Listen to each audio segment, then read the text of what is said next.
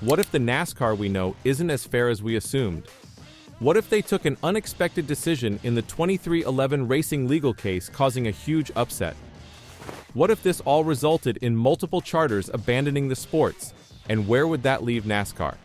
Today, we look into the bombshell charges that 2311 Racing may have cheated, and NASCAR is not holding back anything. Prepare for a wild journey as we learn the truth about this controversial legal case. Could this have major implications for the future of the sport? Imagine this. Two NASCAR teams, 2311 Racing and Front Row Motorsports, FRM, are embroiled in a big legal battle with NASCAR itself. What's the issue? Cheating. Yes, you heard that correctly. NASCAR accuses these teams of unjustly utilizing the charter system to their benefit, especially after receiving good news for the court lately. Could these teams have been playing NASCAR all along?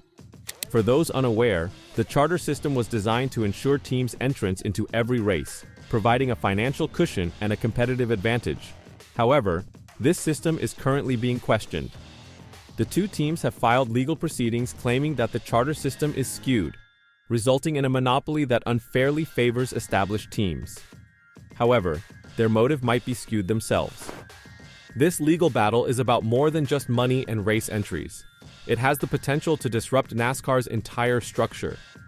NASCAR's lawyers are hitting back hard, accusing the teams of utilizing stalling tactics and deliberate court filings just before the holiday season began, leaving the judge no option but to allow them to race in 2025 with financial backing from NASCAR, even though they're not an official charter.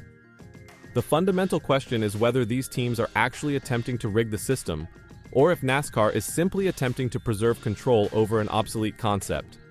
The stakes are huge, and the legal battle is far from over. NASCAR implemented the charter system in 2016, and it has been a game changer in the sport.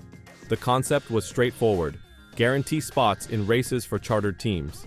In theory, this helps teams maintain financial stability by eliminating the need to qualify for every race, making sure they get their cut and won't go bankrupt in the ever-ongoing chase for performance. However, not every team is granted a charter. Only 36 of the 40 or sometimes 46 teams were guaranteed entrance. What about the rest? They are considered open teams and must be selected based on performance. While the system was supposed to make things more competitive, it has instead created a significant divide. You have the established wealthy teams with their charters, and then there are teams like 2311 Racing and FRM, who are frequently left scrambling for more slots in the races. Critics argue that NASCAR's current system limits prospects for emerging teams. So, when 2311 Racing and FRM charged NASCAR of unfair tactics, it ignited a heated debate. Could the charter structure be a loophole for big teams, leaving smaller teams behind? Or are the smaller teams just trying to get out of unnecessary rules from NASCAR? Things are heating up now as 2311 Racing, co-owned by basketball great Michael Jordan and NASCAR driver Denny Hamlin, has delivered a powerful legal punch. They have filed additional motions contesting the charter system's inherent faults. But here's where things get exciting. The legal move isn't just about getting a better bargain. It also calls into question NASCAR's whole premise.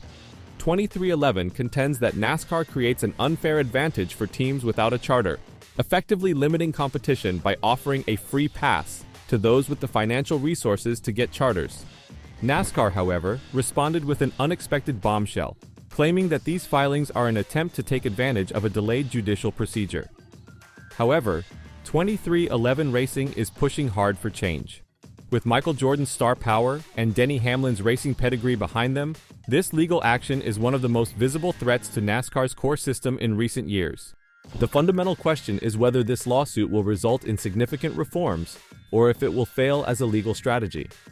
When 2311 Racing made a legal maneuver, NASCAR responded immediately. The NASCAR legal staff quickly accused the teams of stalling. Chris Yates, NASCAR's lawyer, even argued that filing paperwork right before Thanksgiving was an intentional strategy by 2311 Racing to postpone the matter. NASCAR claims that the entire legal dispute is essentially a distraction, allowing teams to avoid confronting the harsh reality of the charter system. They warn that if these motions are upheld, it could lead to anarchy in NASCAR, with more teams attempting to influence the system. NASCAR maintains that the charter system is critical to keeping order and balance in the sport. So, who is speaking the truth? NASCAR or 2311 Racing. This is not only a legal dispute. Teams like 2311 Racing and FRM are fighting for their existence. The stakes could hardly be higher. Without a charter, these teams face significant uncertainty. Consider this. Without guaranteed positions in races, they'll have to scramble to qualify, which might have a significant influence on their sponsorship and driver contracts. Take Tyler Reddick as an example. If the charter system remains unchanged, he may begin to seek an alternative. The question of whether or not they will race might have an impact on the entire team organization. However, a success in this lawsuit might change everything, providing 2311 Racing and FRM with not only a more stable future, but also a level playing field. This struggle is about more than simply money. It's about changing the NASCAR environment. If 2311 Racing and FRM prevail, it might pave the way for additional teams to thrive, disrupt the monopoly, and usher in a new era of competition. The major question is, can they overcome NASCAR's enormous power and influence? Life is challenging for open teams like 2311 Racing and FRM. Without a charter, you do not enjoy the benefit of guaranteed race entries. That means you have to hustle simply to qualify, which costs a lot of money. To remain competitive, open teams must invest in additional resources, specialized training, new technology, and in certain cases, additional crew members. These financial risks increase the burden of leading a team. Meanwhile, chartered teams are not concerned about any of this. They're locked in, making it considerably easier to secure long-term sponsorships and large deals. Smaller teams, such as 2311 Racing, must work harder to find sponsors prepared to take a bet on them as they strive to qualify. A victory for 2311 Racing and FRM would have far-reaching consequences, maybe reshaping NASCAR totally. If the case prevails, NASCAR may be compelled to reconsider its entire charter system. This could lead to a more equitable system in which teams compete based on merit rather than financial resources. Imagine a NASCAR where every team has an equal opportunity to qualify for races and secure sponsorship deals. A competition in which the charter system does not limit opportunities. Victory might also result in a more equitable revenue-sharing model, allowing open teams to flourish and prosper rather than continuously being disadvantaged. If 2311 Racing and FRM win, NASCAR's sponsorship and driver marketing landscape might shift substantially. Sponsorship negotiations are currently substantially skewed in favor of charter teams because they are guaranteed to qualify for races. This makes them a more appealing investment. However, if a smaller team such as 2311 Racing has a greater chance of qualifying with more cars and even being able to field more cars, the sponsorship environment may shift. New opportunities could arise, allowing smaller organizations to gain significant sponsorships and grow their fan bases. This could also open up new options for exceptional drivers who are not part of large-budget teams. Imagine up-and-coming drivers getting a true chance to shine instead of being passed over by the big teams. This legal battle is more than just a conflict between teams. It is a test of NASCAR's entire structure. If 2311 Racing and FRM thrive, NASCAR may be compelled to reconsider how the charter system works, how revenue is distributed, and even how teams are organized. They may need to implement new policies to ensure fair competition across the board. There may also be antitrust difficulties.